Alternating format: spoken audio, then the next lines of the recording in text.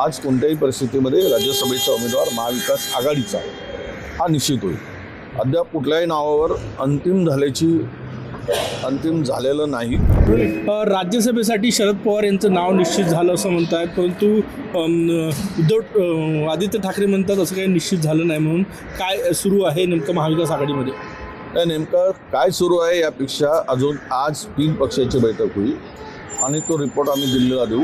आज कोणत्याही परिस्थितीमध्ये राज्यसभेचा उमेदवार महाविकास आघाडीचा हा निश्चित होईल.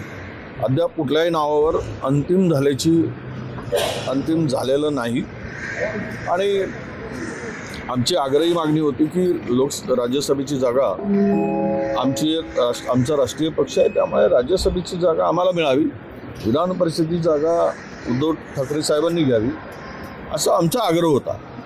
पण शेवट आम्ही 3 पक्ष मिळून आघाडी बनवून आहे, त्यामध्ये जे काही ठरेल तो ते अंतिम राहील. ते हायकमांड आमचे ठरवतील.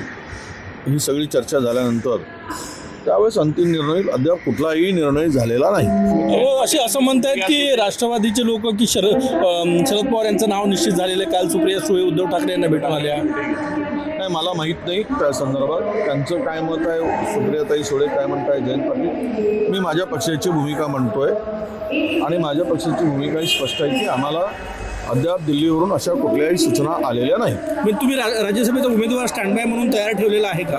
नाही, अर्थात हे सगळे 3 पक्षाचे अंतिम निर्णय झाल्यानंतर त्यावेळेस ते सगळं करू.